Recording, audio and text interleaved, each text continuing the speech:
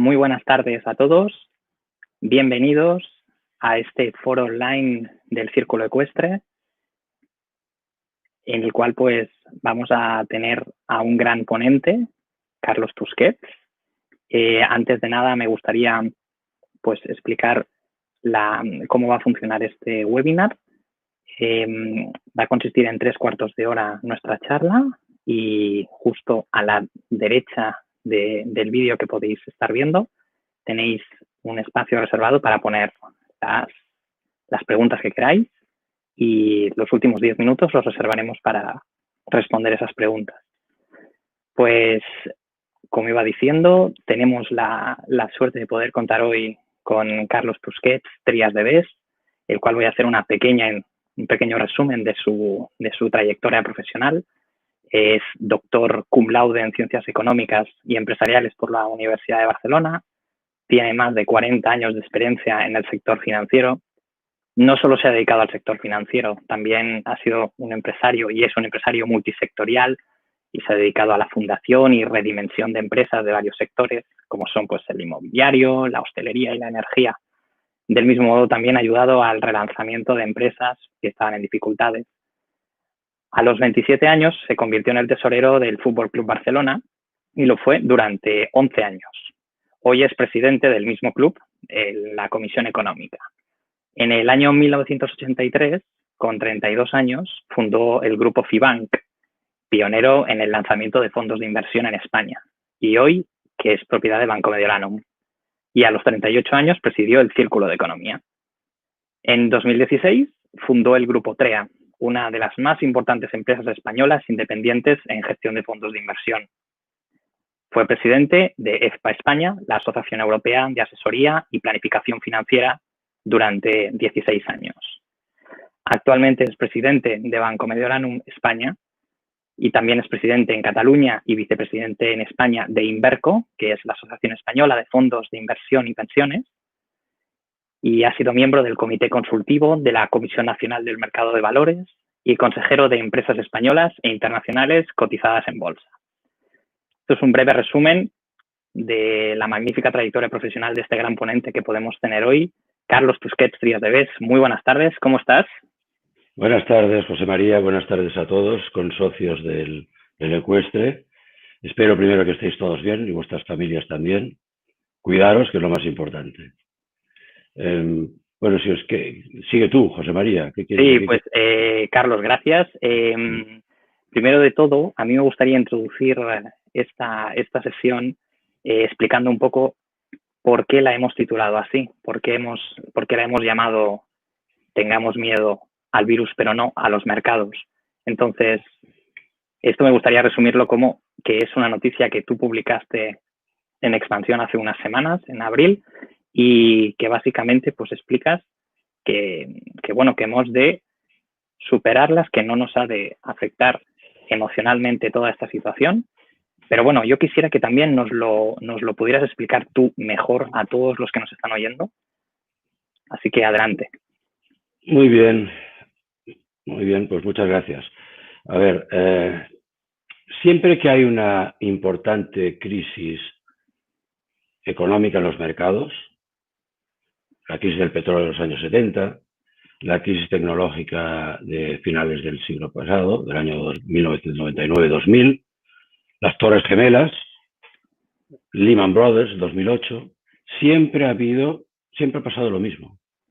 A pesar de que esta crisis no tiene un origen económico, tiene un origen sanitario por culpa del virus, pero lo que ha hecho es que ha creado una crisis económica muy fuerte, porque nos hemos tenido que quedar en casa y se deja de producir enormemente, ¿no? Y se deja de consumir. Con lo cual, la crisis económica, en este caso, es una consecuencia, no es un origen, no es la causa. Pero siempre que pasa una crisis de este tipo, todo el mundo dice, esta vez va a ser diferente. Bien, puede ser siempre un poco diferente, pero al final, en lo que se refiere a los mercados financieros, a las bolsas, a los bonos, etc., siempre pasa lo mismo. Y la gran mayoría de los inversores actúan igual, movidos por el miedo. El miedo, que es una cosa muy humana, te hace no pensar en el largo plazo, sino pensar en las consecuencias inmediatas.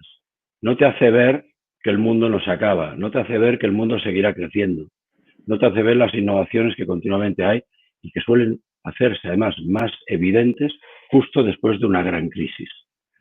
Eso nos contagia, además ese miedo nos contagia. Tenemos que tener miedo al virus, naturalmente, tenemos que cuidarnos, pero no a los mercados financieros, porque lo que hace es que una muy gran parte de la población mundial se asusta y vende.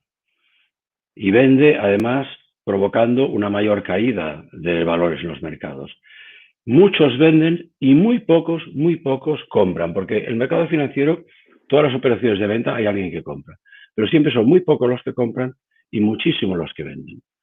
Por lo tanto, se crea siempre una gran transferencia de riqueza, de patrimonio, entre unos muchos a favor de unos pocos. Siempre ha pasado lo mismo y esta vez tampoco va a ser diferente en este sentido. ¿Qué es lo que creo que hay que hacer en este momento? Primero, mantener la calma, pensar en el largo plazo, pensar que el mundo no se acaba, pensar que se continuará creando riqueza. Por lo tanto, no salir de los mercados quien esté y al revés, quien disponga de algo de ahorros líquidos, que vaya entrando poco a poco en los mercados financieros. Porque ahora es un momento, una gran oportunidad de compra. Pero siempre diversificando, nunca haciendo toda la apuesta a un solo valor, a un solo título, nunca, sino diversificando. Es que es lógico que este miedo que nos comporta y nos hace hacer un comportamiento negativo, que nos va o hacia la inacción o hacia la toma de decisiones de forma precipitada, errónea, normalmente errónea, en la gran mayoría errónea. Esto es normal, es lógico. Recordar, por ejemplo, el 11S. El 11S, cuando cayeron las Torres Gemelas, todo el mundo decía, nunca más volveré a viajar en un avión, o si hay terroristas dentro, etc. Siempre, o bien no viajaré al extranjero. Cuando ahora mismo la gente se dice, van a desaparecer las tiendas físicas. Pues tampoco va a ser así, no voy a viajar. Eso tampoco va a ser así. Lo que sí que va a hacer es, como también cuando se producen todas las crisis, un gran cambio entre los sectores que predominarán y dentro de cada sector quiénes van a ser los líderes. Si vemos no muy lejos, hace 20 años, quiénes eran los líderes mundiales, las empresas más capitalizadas del mundo, encontraremos petroleras, encontraremos empresas de energía, encontraremos bancos. Hoy, ¿qué nos vemos? Hoy, después de 20 años, vemos incluso empresas que entonces ni existían. Hoy aparece Apple, aparece Alphabet, Google, aparece Amazon, aparece Alibaba, Microsoft, esta sí que estaba y continúa estando, pero también es tecnológica. Aparecen un par de empresas chinas también, que antes no estaban. Desaparecen bastante las empresas europeas, por ejemplo, antes estaba Dutch Petrol Dutch, o algunas empresas inglesas. Cambia geográficamente dónde está la inercia del centro del mundo, más hacia el este en este caso, y cambian los líderes y aparecen nuevos líderes, ¿no? Por lo tanto, lo que antes, hace muchos años, pasaba y ahora deja de pasar, es que la apuesta a los más importantes empresas de entonces. Es decir, antes era decir, cómprate una empresa X y manténla toda la vida con ella. Eso ya no existe. Ya no existe porque esa empresa lo más probable es que deje de existir o se haya tenido que reconvertir en los próximos años, ¿no? Pero, ¿qué ocurre con esta crisis actual? ¿Qué diferencias hay con respecto, por ejemplo, a la última, que fue la de Lehman Brothers 2008-2009? Primero, que el sector privado, es decir, las empresas y los particulares, están menos endeudados. Es verdad que este endeudamiento se ha traspasado al sector público. y desde el sector privado se ha traspasado al sector público. Pero el sector privado está mucho más potente, tiene un balance mucho más saneado, menos deuda. Los tipos de intereses, vosotros sabéis, han disminuido enormemente. Es más fácil y más barato acudir al crédito. Los bancos centrales, tanto el Banco Central Europeo como la Reserva Federal Americana, como el Banco de Inglaterra, como el Banco de Japón, que están insuflando enormes cantidades de dinero, ya sea comprando bonos privados o ya sea directamente proporcionando dinero a los bancos o avales para que puedan prestar más fácilmente. Las materias primas, que es un elemento básico para la industria y para la recuperación de la industria, se han abaratado notablemente. Mirad el petróleo, por ejemplo, cómo está, ¿no? Por lo tanto, ese virus económico tiene ya unos anticuerpos enormes. Entonces estoy seguro que eso tarde o temprano lo vamos a vivir. Y hablando de tarde y temprano, ¿qué ocurrirá con los mercados? Os hago la pregunta, ¿qué ocurrirá en los mercados cuando se descubra la vacuna? ¿Qué opináis? Yo creo que va a tener un remonte espectacular entonces. Mientras tanto, ¿qué puede pasar? Hay gente que dice esto va a crecer, el mercado crecerá en forma de V, es decir, una bajada y una subida bruta. Yo no lo creo. Otros dicen una W, bajada, subida durante bastante tiempo así. Tampoco lo veo. Otros hablan de una U, con la parte de abajo mucho más quieta. Otros hablan de una L, o sea, una L casi sin recuperación. Otros hablan del signo de Nike, o sea, una caída abrupta y luego recuperación poco a poco. Yo creo que puede ser que se parecerá más a una Nike, pero en un momento determinado, cuando aparezca la vacuna, subirá de manera abrupta hacia arriba. Entonces, claro, que no se puede escoger un tren cuando está en marcha.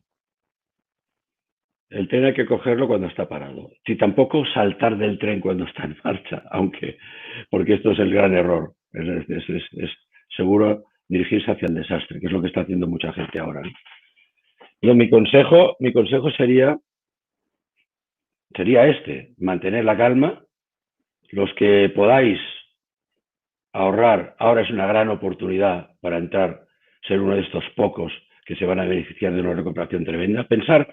Imaginaros que la caída, que no ha llegado, es que llegase al 50% de luz. Para volver al mismo sitio de antes de la caída, la subida será de un 100%, que habrá que doblar.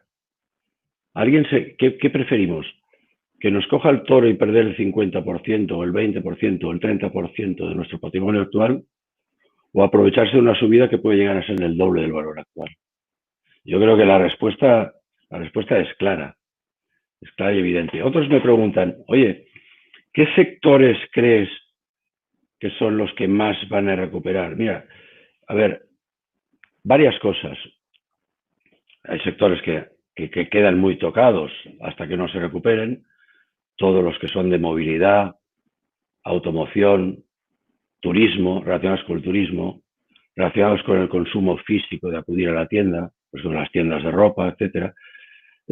Este es un sector que lógicamente va a padecer y va a tardar mucho más en recuperarse, sin duda. Pero otros sectores, los sectores de tecnología, los vinculados a la sanidad, al healthcare, los vinculados a la mayor ganancia de productividad, incluso con esta manera de trabajar que tenemos más remota en este momento.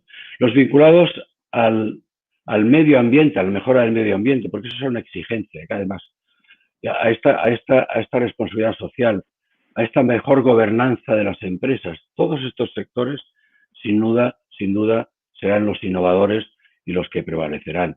Y nos encontraremos seguro con empresas líderes que ahora incluso son desconocidas. No sé, quizá yo me pararía, si te parece, nada más con una frase de Einstein que dice, mira, que yo la he tomado porque creo que como reflexión, y para entrar ya en el momento de las preguntas, creo que me apetece más que no pegaros un rollo muy tan dilatado y tan largo. Einstein decía, sin crisis no hay nunca desafíos, sino una vida de rutina y de lenta agonía. Sin crisis no va a haber méritos, sin crisis no hay estímulo para el crecimiento. Por lo tanto, este será un momento súper adecuado para que haya nuevos estímulos, haya nuevos empresarios, haya nuevos sectores que cojan el relevo a los sectores anteriores. Y con esto quizá me gustaría pasar, si os parece, no sé, a lo que quieras comentar tú, José María. Sí, bueno, yo, Carlos, lo que tenía, gracias por los consejos, lo que tenía también en mente era que tú fuiste también una de las pocas personas que en 2008, además publicaste un artículo, de hecho, de La Vanguardia, que en 2008 dijiste que ahora sí, ahora es el momento de entrar en los mercados, era justo previo a la crisis de Lehman Brothers. No, te corrijo, perdóname, José María. Sí. No, fue en febrero-marzo 2009, pero que es que, porque piensa que la crisis de Lehman Brothers, los mercados financieros, empezó, si os recordáis, al final del verano de 2008, estuvo durante 6 meses cayendo de manera abrupta. O sea que estábamos en el momento más bajo, quizá, de la caída, que era cuando hice este artículo, que fue en febrero, marzo, está abajo, el de abajo, si lo puedes un poquito más grande. Exacto. Eso fue febrero-marzo 2009. Y decía lo que estoy diciendo ahora, que ahora era un momento adecuado para empezar a entrar, sin duda. Y hombre, yo sinceramente no soy adivino, ni mucho menos, pero sí que puedo, por mi profesión, visualizar cuándo está barato, no en el punto óptimo más barato, eso no lo ve nadie lo sabe, pero sí está relativamente barato con respecto al valor real. Si las empresas están cotizadas a un valor real, que son mucho más baratos de lo que le correspondería. Eso sí, y eso es lo que yo trataba de transmitir, que era el momento adecuado para empezar a invertir de manera potente. Y efectivamente, no fue si una inspiración divina o una suerte, que durante 11 años, a partir de aquel artículo, las bolsas mundiales no han dejado más de que crecer, hasta ahora. De hecho, hemos tenido los 11 años de bonanza hasta ahora, prácticamente. No me tomo ningún mérito, porque era bastante claro que era todo muy barato en aquel momento. Y que de algún momento a otro tenía que explosionar. Y ahora, Carlos, a aquellas personas, ya nos has dado algunos consejos, pero a aquellas personas que tienen invertidos pues sus ahorros o bueno, todo tipo de inversión, pues que la recomendación que tú les darías a los que ya tienen todo el dinero invertido, y qué recomendación le darías a los que se lo están pensando en que es buen momento, no, porque de las noticias no estamos recibiendo muchos inputs buenos a poder favorecernos de estas bajadas de mercado. Bien, es que además esta bajada del mercado ha afectado no solamente al mercado bursátil, la bolsa, las acciones, sino también a los bonos corporativos, los bonos de empresas. Ahora nos encontramos con bonos de empresas importantes, decrecientes y que tienen un balance sólido y un crecimiento potencial importante, con rentabilidades fijas, pues entre el 6 y el 10% en diferentes empresas del mundo. Fijaros que cómo están los tipos de interés al cero, con tipos de interés al cero, un 6%, un 7%, un 8%, es una barbaridad. O sea que no solamente en bolsa hay oportunidad, sino también en renta fija. Entonces, yo creo que lo he dicho un poco antes en mi intervención, lo que primero tenemos que hacer es mantener la calma y no salir de los mercados si estás dentro, sea en renta fija o sea en renta variable. Es lo peor que podemos hacer. Y si tenemos la suerte de tener liquidez para poder invertir ahora y aprovechar el momento más bajo, es invertir, mi consejo es, como no sabemos cuándo es el punto más bajo, si es ahora o será dentro de 2 meses, dentro de 3, si hay un rebrote después de verano y vuelve a aparecer el virus, etcétera, no lo tenemos ni idea de si estamos ahora en el momento más bajo de los mercados o no, es entrar poco a poco. Si dices, oye, tengo, no sé, 50.000 euros para invertir. Bueno, pues oye, pues pon de 5.000 en 5.000 durante 10 meses o 10.000 en 10.000 durante 5 meses, por ejemplo. Es un consejo, pues, promedias al alza, pero también promedias a la baja. Cuando cae más, incluso si cae más, yo incluso repetiría y en vez de 5.000 pondría 10.000. porque todavía estás comprando más baratos. Este tipo de técnicas automáticas nos, nos aíslan del ruido mediático. Pues no hay nada peor, no hay nada peor que leer los periódicos cada día y ver flechas verdes en los mercados o flechas rojas, en este caso flechas rojas, porque eso nos condiciona nuestro cerebro y nuestra manera de actuar. Y no actuamos racionalmente. La coyuntura, que es las flechas verdes o flechas rojas en este caso, y los titulares negativos del virus en la prensa, nos hacen apoderarnos de más miedo y tomar decisiones defensivas, creyendo que son defensivas, y mal vendemos, y vendemos a la baja perdiendo dinero. Eso es lo que más importante. Es decir, el cerebro humano, desgraciadamente, no está muy diseñado para el largo plazo. Tenemos frío, nos abrigamos, tenemos hambre, queremos que comer, etc. Es decir, que actuamos mucho por impulsos y sin demasiada reflexión. Y la reflexión está pensada en el largo plazo. Y la palabra ahorro es una palabra de largo plazo. El corto plazo se llama especulación o como mucho gestión de la tesorería en el corto plazo, pero el ahorro es equivalente a largo plazo. Necesita un horizonte temporal largo. No puede equipararse el ahorro al corto plazo, es un sinsentido. Y si pensamos, leyendo el periódico al día siguiente y viendo si hay una flecha roja que nos hará vender en vez de comprar, estamos actuando en contra de nuestro verdadero horizonte temporal, que en caso del ahorro siempre es largo. Este sería el primer consejo. Los que estéis dentro de los mercados pues, y no tengáis más ahorros que estos ahí, desde luego no vendáis. Esto primero seguro, no vendáis porque lo haréis mal.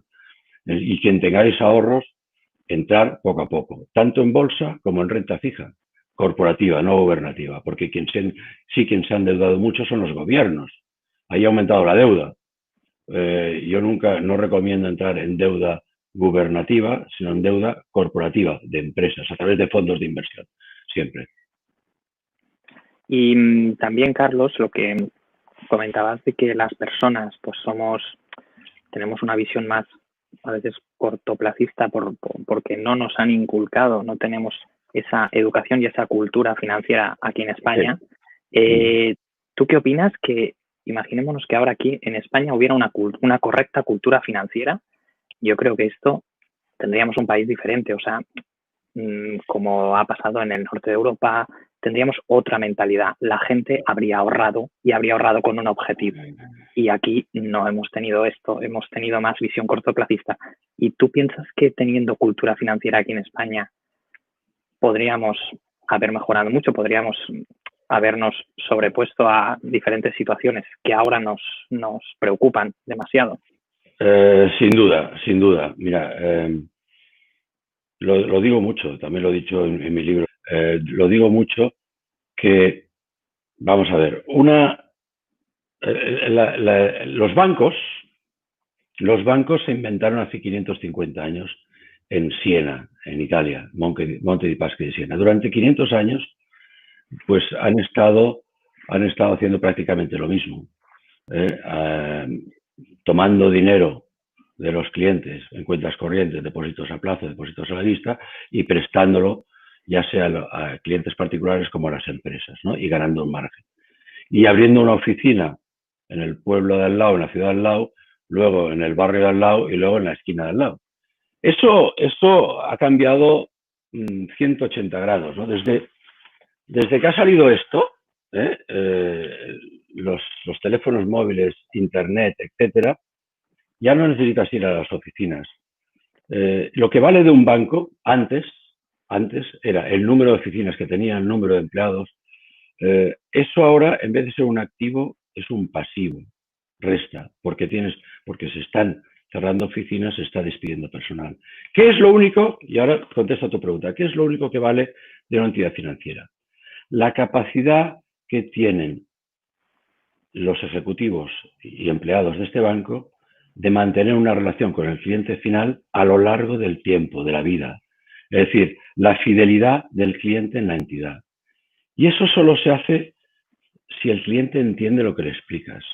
Y para que entienda lo que le explicas, el cliente tiene que adquirir una mínima cultura financiera o entender si el mensaje que te está ofreciendo tu asesor, tu banquero, etcétera, se corresponde a lo que tú necesitas y como tú piensas. Es decir, que hay una alineación de intereses entre el banquero y su cliente. Y esto es imposible de conseguir si el cliente no te entiende. Y para que te entienda, tiene que también el cliente de entender lo que es la cultura financiera mínima. Decías antes que yo he presidido la EFPA desde los últimos años, desde los últimos 16 años, que precisamente es una asociación europea que nació en el 2002 con la idea de eso, de formar a los empleados bancarios para que transmitan la verdad a sus clientes. Lehman Brothers y lo que anterior, la hipoteca basura de 2007, fue un engaño total del sistema financiero hacia sus clientes, que no le explicaban la verdad. O si le explicaban algo, el cliente no lo entendía. Eso se soluciona con un poquito más de cultura financiera y explicando siempre la verdad, los riesgos que hay en cada caso, qué es lo que le conviene al cliente y por qué. Convertirte en el médico de cabecera de tu cliente. A ver, después de la sanidad, lo más importante seguramente es el dinero de cada uno que tiene sus ahorros. Por lo tanto, hay médicos de cabecera para la sanidad, que es lo más importante, y tiene que haber médicos de cabecera de tu dinero también. Y eso solamente, si el médico te explica, tú tienes confianza en un médico, si te ha conocido, te ha entendido, sabe cuál es, que ha escuchado, sabe cuáles tus males, tus problemas, tus debilidades, y te explica por qué la receta o el remedio, te explica el por qué. Tú tienes que saber la fórmula del gelocatilo, del ácido salicílico, de no sé qué. No, pero tienes que entender si la aspirina o el gelocatilo es lo que va mejor para tu caso, para tu jaqueca, porque a lo mejor tienes úlcera de estómago y el médico te dice, oye, no, la aspirina no, que es ácido, y el otro no, te puede hacer. ¿Entiendes? Eso necesitas saber la fórmula, no, pero tienes que entender el mensaje, pues exactamente igual con las finanzas. Tienes que explicarle y el cliente tiene que entenderte. Y para que te entienda, tú previamente tienes que haberlo escuchado. Mucho. Pues sí, la verdad, no es lo mismo escuchar que oír, ya lo Hombre, veíamos. mira, oye, José María, ¿cuántas orejas tenemos? Exacto. ¿Cuántas? Tenemos dos. ¿Cuántas bocas? Una. Pues mira, Y hay de que ahí, escuchar el doble de lo que hablar. Si no escuchas, totalmente de acuerdo. el doble de lo que hablas, no funciona. Totalmente. Pues viendo esto y viendo el panorama que tenemos ahora de los bancos, dista bastante lo que es de la realidad, esta mentalidad tan de asesoramiento, pues ahora los bancos prácticamente aquí en España no funcionan así. Estamos tan lejos, o sea, nuestro sistema bancario español dista mucho de cómo es el sistema bancario alemán, el sistema bancario noruego, el sistema bancario... No, ¿Estamos igual que en ellos o no? absoluto. No, yo te diría que el sistema bancario español es bastante sólido y bastante eficaz y por ejemplo, en todo el tema de sistemas de pagos, de tecnología, es de los más avanzados del mundo, incluso más que Estados Unidos. No. Lo que pasa es que los modelos han cambiado. Es decir, lo que decía antes, lo que ha hecho un banco desde hace, la banca durante 500 años, de repente en los últimos años cambia por las nuevas tecnologías y porque el cliente ya no quiere más que se le engañen, sino que se le diga la verdad. Entonces, la combinación del futuro de la banca pasa por dos conceptos, que sería high-tech, es decir, que tú puedas operar tecnológicamente desde tu casa, incluso un domingo por la tarde, de manera barata, ejecutando o pidiendo un saldo o haciendo una transferencia o que se te ha perdido la tarjeta o incluso pagando con el móvil en vez de por la tarjeta, el high-tech, pero también high-touch, contacto personal. Y eso es el médico de cabecera que decía antes. En la banca del futuro, el que no tenga estos dos conceptos muy unidos, es decir, dar facilidad al cliente para que opere de manera barata, sin tener que ir a las oficinas, sin perder el tiempo y dándole información clara. Y luego asesoramiento personalizado cuando necesitas una financiación o tienes ahorros y cómo colocarlos, etcétera, etcétera. Entonces, esta unión es lo que va a hacer a la banca del futuro. Por eso no digo que la banca esté lejos, no, la banca española está a la altura y en algunos casos por encima de lo que es la banca internacional. Pero toda la banca mundial tiene que cambiar el modelo, sin duda, porque si no va hacia eso, van a desaparecer muchos bancos, sin duda. Y Carlos, ahora viendo la situación actual de que los bancos están dando pues los préstamos ICO a todas las empresas y a autónomos pues que lo requieren debido a la situación, claro, solo hay los grandes bancos que tenemos que dan este tipo de préstamos. ¿Qué reciben a cambio del Estado? Porque el Estado, que yo sepa, a ver, el Estado aquí lo que se da es una ayuda temporal y exclusiva para este momento de crisis, absolutamente necesaria, que lo hacen todos los países del mundo. Que es lo que llamo es el bazooka, tirando dinero, ya sea comprando bonos, ya sea prestando avales, ya sea favoreciendo, dando avales en garantía de lo que los bancas presten, porque la banca tiene liquidez, no es que necesite, la banca tiene liquidez. Necesita quizá aval, tener la garantía de que el cliente pagará. Y en estos momentos difíciles, muchas pymes pues pueden tenerlo muy difícil poder que el banco pase el comité de riesgos. Por lo tanto, de ahí estas ayudas para que puedan al menos sobrevivir algunas, pero esto va a provocar, sin duda, fusiones. Porque mira, España, el único problema que tiene la economía española con respecto al resto de Europa, al resto del mundo, es un exceso de microempresas. Tenemos demasiado autónomos y demasiado pequeñísimas empresas. Lo que tiene que hacer el Estado y aprovechar estos momentos para favorecer fusiones entre empresas para crear empresas de mayor tamaño. Si no tienes un tamaño mínimo, tú no eres competitivo internacionalmente. Es imposible. Está demostrado que cuanto más tamaño ganan las empresas, más competitivas pasan a ser. Y las empresas medianas y grandes españolas, si las comparamos con las del extranjero, son incluso más competitivas, muchas de ellas. En cambio, las pequeñas y las microempresas no, porque no llegan a tener este grado mínimo de tamaño para poder competir, así de simple. Por lo tanto, yo estas ayudas, estos créditos los veo absolutamente necesarios, pero para salir de la situación y para crear esto, para redimensionar el tamaño de nuestras empresas. ¿De acuerdo? Perfecto. Y bueno, además hace relativamente poco pues que sacaste un libro y que bueno, aquí lo tenemos, Enriquéceme despacio que tengo prisa, muy recomendable además, os lo recomiendo, además es súper didáctico, explica muy bien cómo puedes empezar a ahorrar y empezar a crear tu pequeña carterita pues poco a poco. Entonces, explícame un poco de diferentes ideas que yo pongo en comparación con la situación actual que estamos viviendo.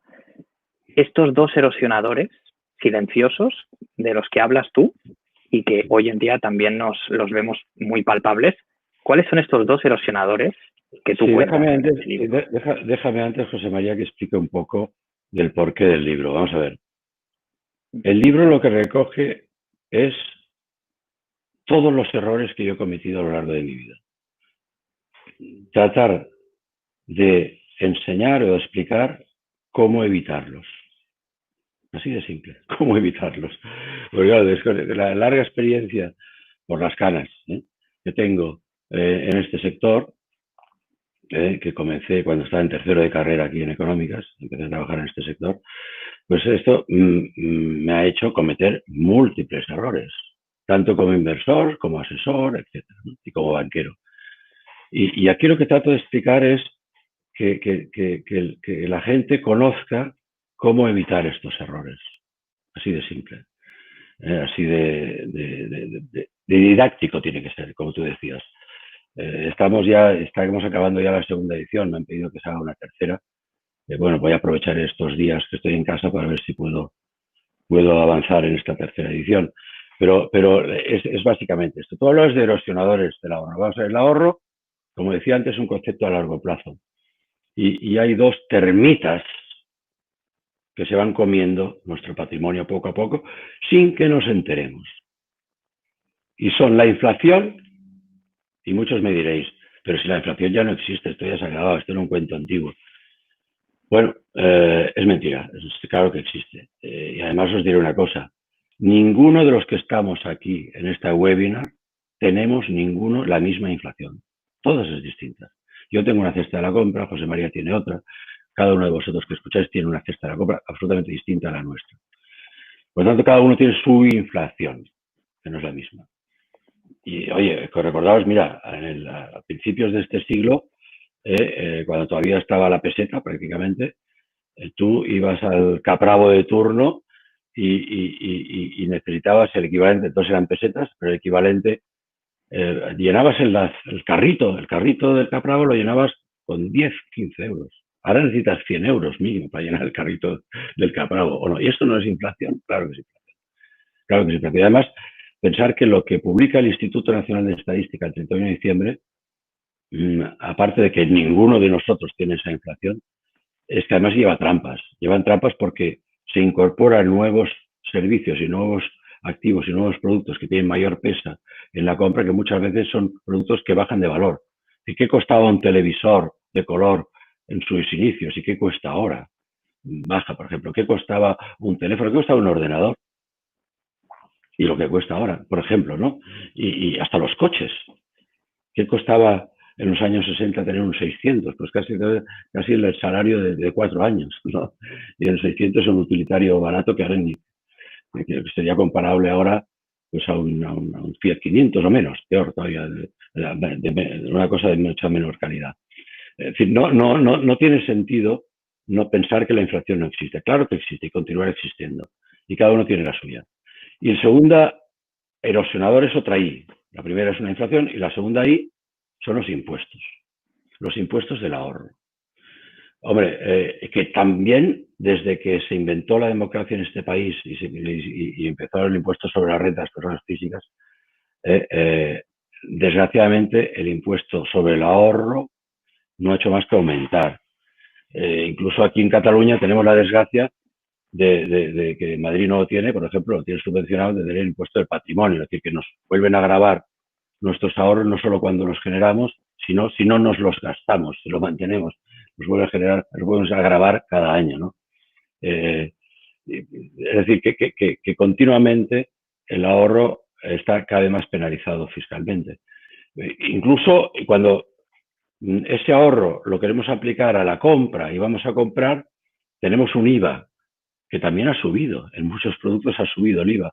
Mirad, hace pocos años, no sé, enterrar, ahora desgraciadamente, pues algunos de nosotros hemos tenido que enterrar a algún familiar, hacer un funeral, estaba al 8%, es que ahora está al 21% también, o sea, que Hacienda nos persigue hasta la muerte. Es así, no nos lo quitaremos nunca de encima. Entonces, estos dos Is, inflación e impuestos, se nos comen nuestro ahorro sin que nos demos cuenta. Entonces, ¿dónde? Bueno, y muchos me preguntan, bueno, ¿y yo qué I más I tengo? ¿Qué rentabilidad tengo que obtener para superar estos dos obstáculos y mantener el poder adquisitivo de mis ahorros? Mirad, depende de cada inflación y depende de cada impuesto, cada uno tiene que decir, pero más o menos calculad entre 4 y 6% anual de media. ¿Alguien me lo puede garantizar? La respuesta es no. Y si alguien os dice que os garantiza un 4, un 5, un 6% garantizado, es mentira. No existe, la palabra no existe. Porque si la deuda pública alemana a 10 años está al 0 y la española al 1 y pico, y es garantía del Estado, ¿cómo alguien te puede garantizar el 4 o 5%? Mentira. Es decir, estoy seguro que el crecimiento de la economía mundial y las bolsas de rendimiento medio anual a lo largo de la historia pues han dado entre el 8 y el 9% de manera media, unos años subiendo un 40, otros años cayendo un 20, etcétera, pero de media un 8% que recoge el crecimiento de la economía mundial. Bueno, pues sí que con la bolsa a largo plazo y sin leer el periódico al día siguiente y sin ponerte sí que puedes superar estos dos obstáculos, estas dos termitas de la inflación y los impuestos para que no se te coma tu ahorro. Sí. Oye, además había otra idea que era muy buena, que para ahorrar bien hemos de aplicarnos una cirugía plástica.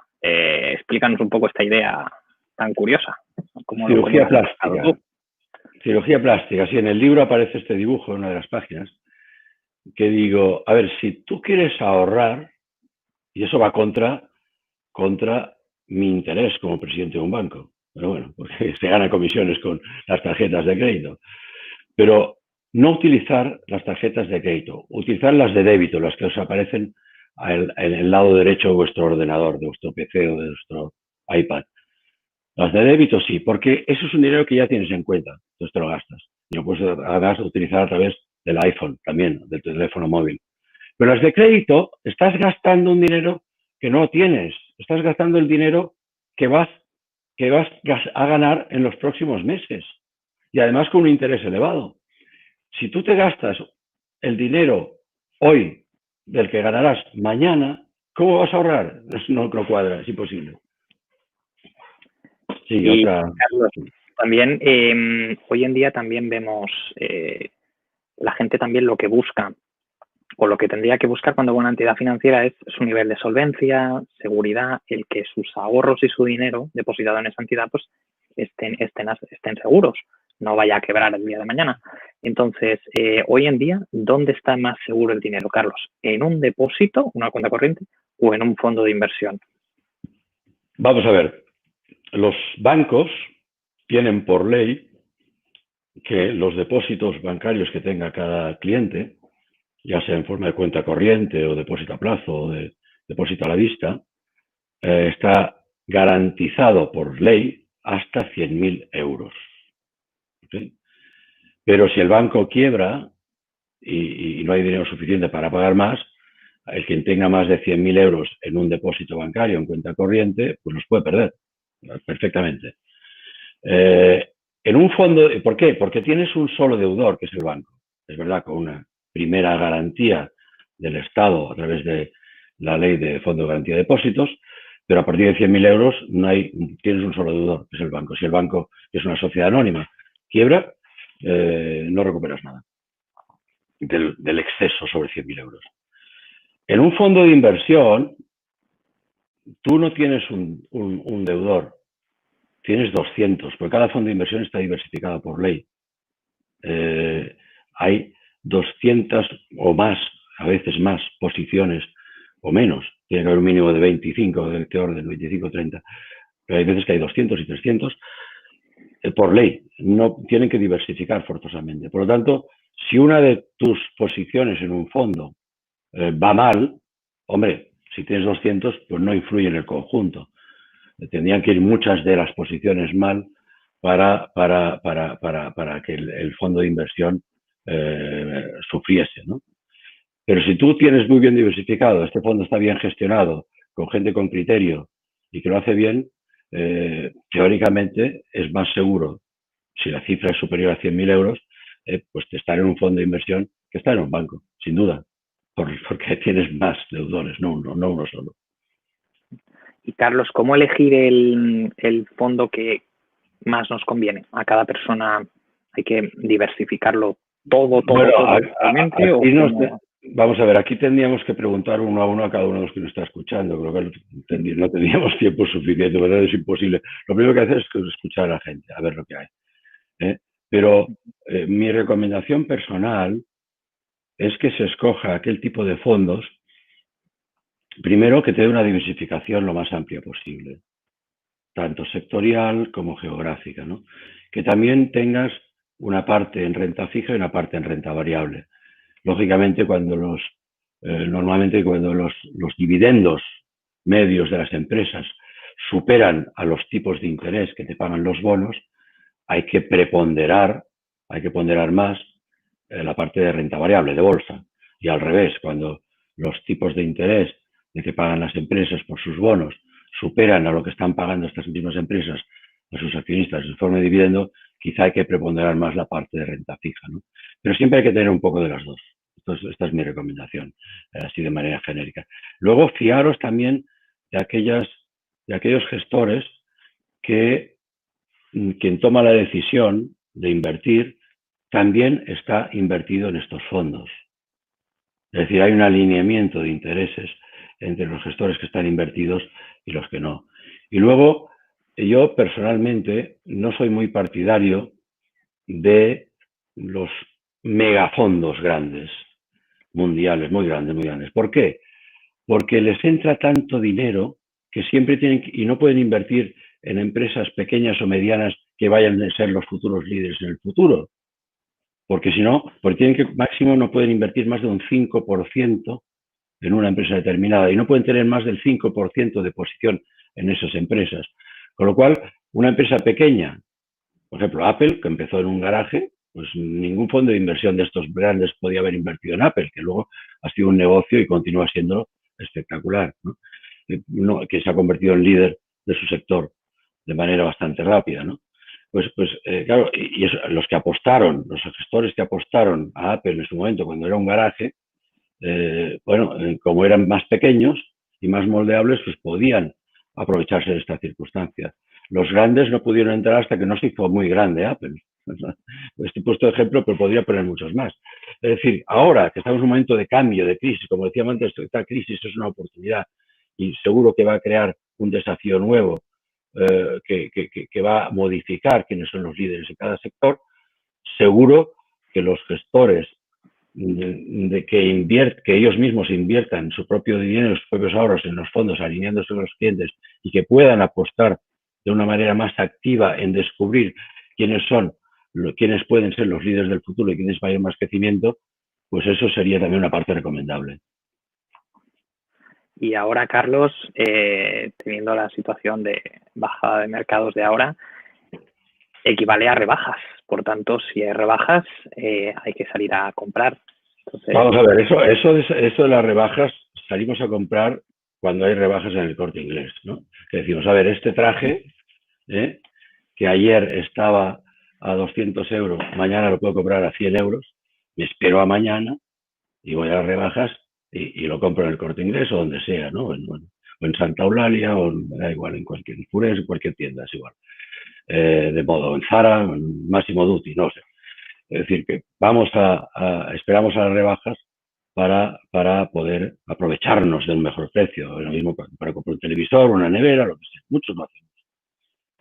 Este comportamiento racional del consumidor de bienes materiales no lo tenemos los consumidores del sector financiero. Es al revés. Es decir, cuando hay rebajas, que es cuando hay flechas rojas, nos entra el miedo, nos entra el pánico y en vez de comprar vendemos. Y cuando hay muchas flechas verdes, muchas, y se pone el precio arriba de todo, entonces nos animamos, nos insufla una euforia y entramos a comprar pagando mucho más caro. Es decir, que nuestro comportamiento es irracional y es absolutamente contrario al comportamiento que nosotros mismos tenemos en el consumo de bienes materiales. Es así. Por lo tanto, cuando hay rebajas también hay que salir a comprar en el mercado financiero, sí. Y aún así hay personas que igualmente dicen que saben leer el futuro y vamos, que con una bola de cristal. Entonces, vamos a ver, esa bola de cristal que aparece aquí también sale en el libro. Yo os juro que cuando voy al Corte Inglés pregunto si la tiene a la venta y me dicen que no ha salido, no ha llegado. No existe la bola de cristal, es mentira. Es decir, lo que existen son, ya os hablaré de gurús que salen en el libro para que entendáis lo que quiero decir. Nadie sabe cuál es el momento óptimo del punto más alto o más bajo de los mercados. Es imposible, imposible. Y quien diga que lo sepa os engaña, porque la bola de cristal no existe. Mirad, en el libro aparece este dibujo que os han mostrado, ilustrando a un señor que lo podéis ver vosotros en la televisión americana si tenéis Movistar Plus, etcétera, lo podréis ver en varias televisiones americanas. Sale casi cada día, que se llama Jim Rogers. Es un señor que tiene una pajarita, a veces de color amarillo, muy llamativa, siempre va con pajarita. Y os voy a leer lo que este señor ha dicho durante los últimos años.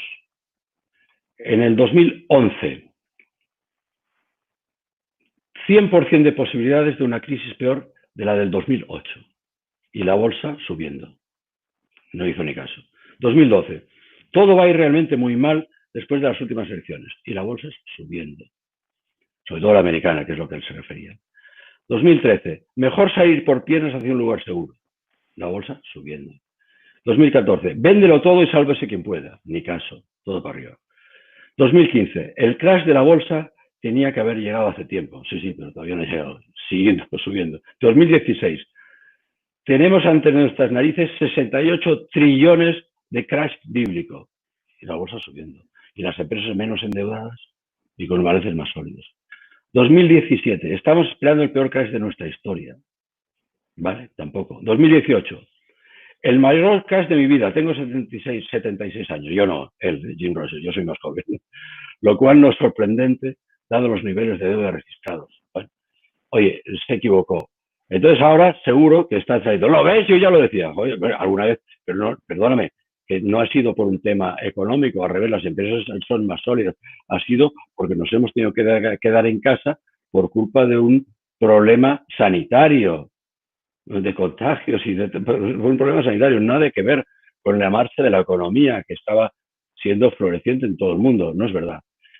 Pero ¿qué pasa? ¿Por qué la gente se crea estos gurús y por qué se ganan la vida diciendo esto? Bueno, muchas veces porque lo que pretenden es que tú le sigas a lo que él ya ha hecho para aprovecharse. Es decir, si dice la bolsa va a subir, va a subir, va a subir, lo que quiere es que tú vayas comprando para ellos vender y vendértelo a ti. Y cuando dicen que va a haber un crash bíblico y la bolsa va a bajar, lo que quieren es eso, que tú se asustes para que él comprar. O sea que, ojo y mucho cuidado con los gurús y no os creáis a ninguno. Creeros a los profesionales que de manera objetiva os explican y por qué y os razonan por qué ahora es un momento de los mercados tan baratos o por qué ahora está en un momento de los mercados tan caros. Pero os lo tienen que explicar de manera objetiva y que se entienda, no diciendo estas tonterías. ¿De acuerdo? Por tanto, ahora, Carlos, la figura del asesor es mucho más importante que la figura del propio banco, de la entidad, porque las personas somos muy de relaciones, al fin y al cabo. Queremos que alguien en el cual depositamos nuestra confianza nos explique y nos recomiende lo mejor. Entonces, ¿para ti también esa afirmación es real? ¿Lo podría ser? Sin duda. Mira, el banco que presido no quería hacer publicidad, pero el banco que presido lo hace así. Es decir, no hay oficinas, solamente hay asesores financieros, exclusivamente, con buena formación y con contacto diario con el cliente. Os pondré un ejemplo. Es decir, lo que hay que hacer ahora, mira, me parece que es el único banco en España que este año ha tenido crecimiento de captación positiva. ¿Por qué? Por dos motivos. Uno, porque se inculca al cliente que de manera automática, lo que decía antes, ponga sus ahorros poco a poco cada mes, independientemente de la coyuntura. Sea que la bolsa suba, sea que no se baje. Que lo ponga de manera periódica, para promediar.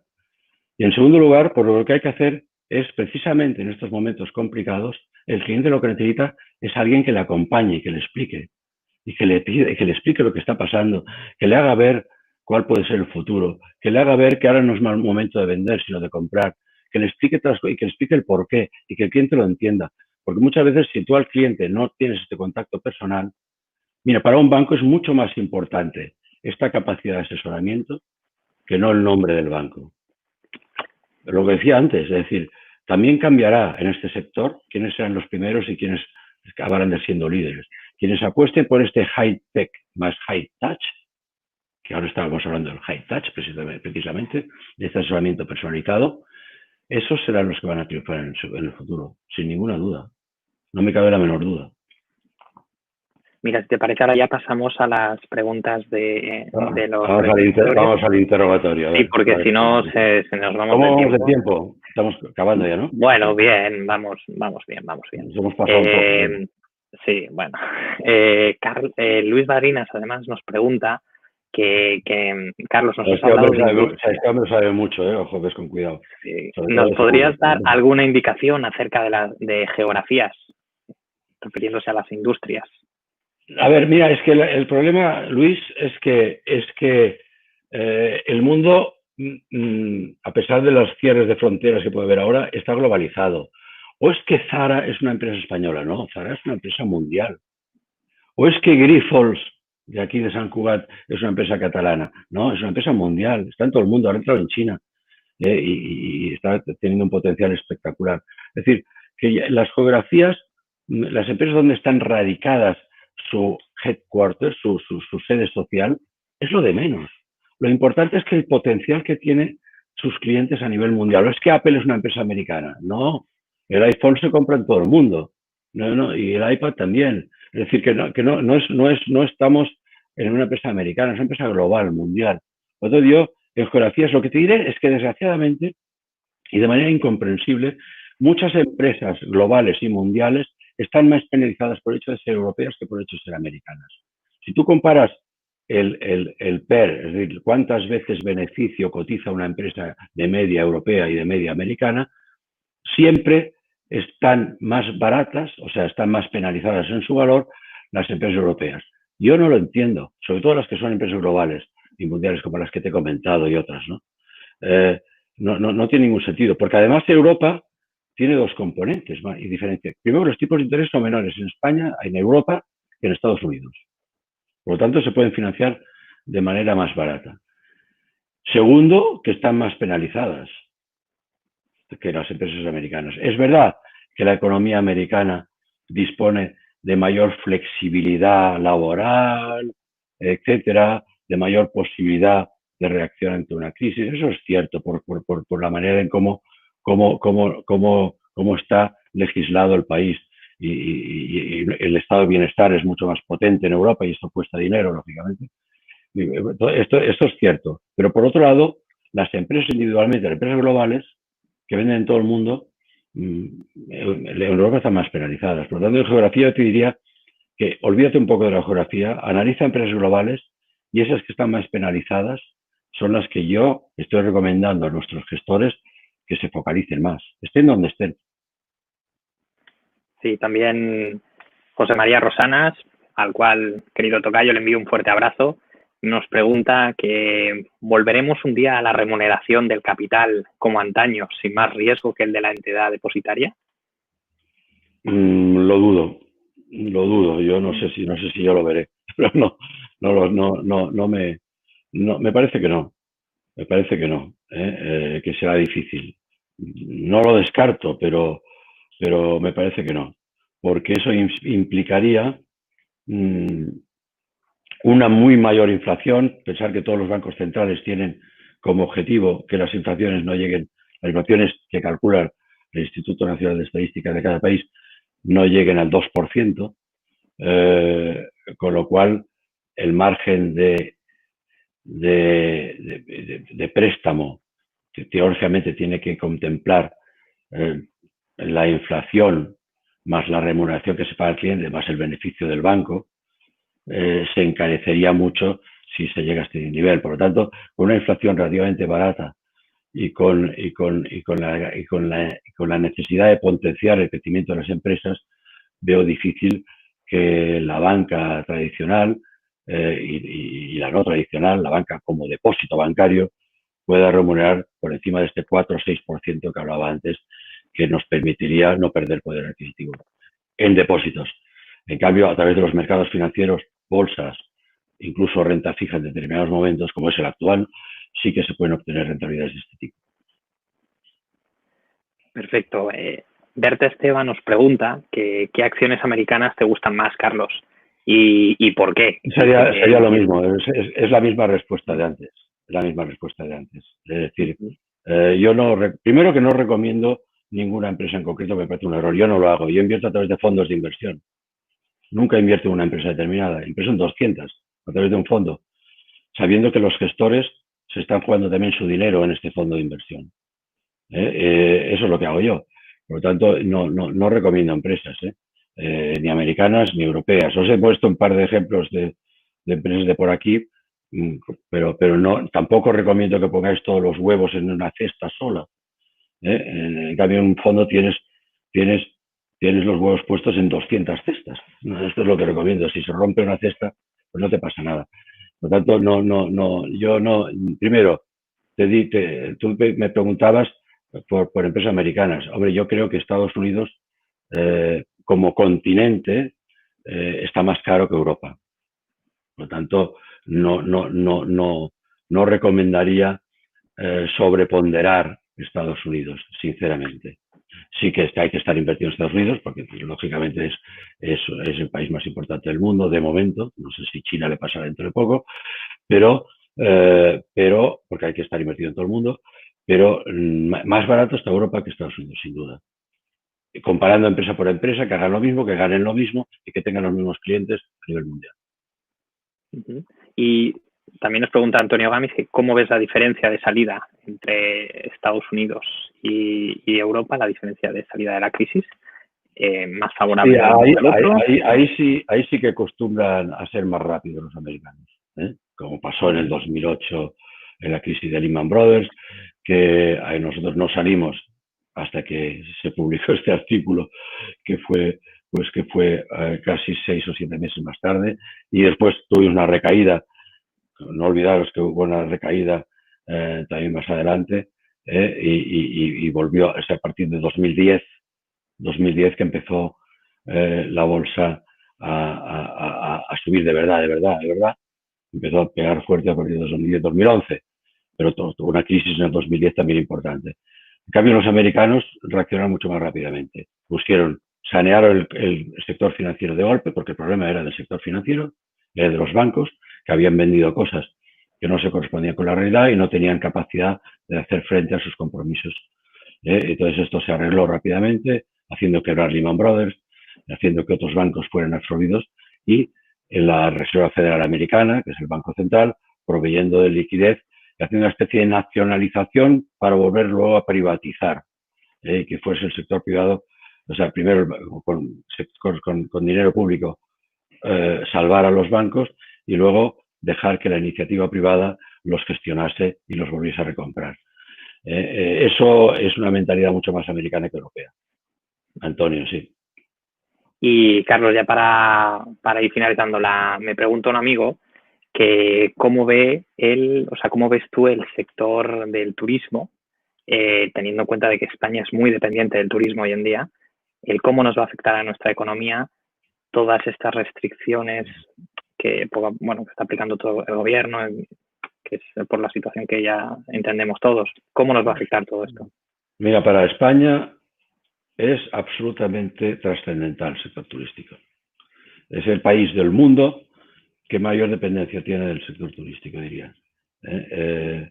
Y por lo tanto es lo primero que tienen que pensar nuestros gobiernos, es salvar el sector turístico, sin duda.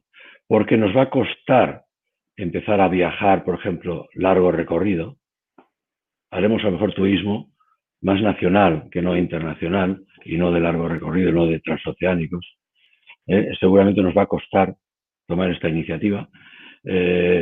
España pues recibía turistas, ha recibido turistas de todo el mundo, chinos, japoneses, rusos, americanos, europeos sin duda, sobre todo, pero de todo el mundo. Y Barcelona es una capital turística por excelencia, y vamos a sufrir también en esta ciudad, porque dependíamos más del turismo internacional que no del turismo nacional. Y si nuestros gobernantes también se ponen un poco en contra del resto de España, pues eso tampoco nos va a favorecer, ¿no? Por lo tanto, yo creo que es absolutamente esencial recuperar y ayudar de la manera más salvaje y potente posible al sector turístico. Pero se va a recuperar sin duda, porque España no tardará más, puede tardar más si no se le apoya, sin duda. Si se le apoya, la recuperación puede ser antes. Pero resurgirá, porque no hay un país del mundo con tantos atractivos turísticos, culturales, y de bien vivir, y de sol, y de comida, y de gastronomía como España. Pues sí, toda la razón. Y Carlos, ¿cuál es la última idea que darías a toda la gente que nos está escuchando, que cuando ya se acabe el webinar, que digan la idea así principal, que les marque, digamos, ¿con cuál les dejarías? Pues no se me ocurre, la verdad, no se me ocurre una idea final, pero sí repetir un poco como resumen, ¿no?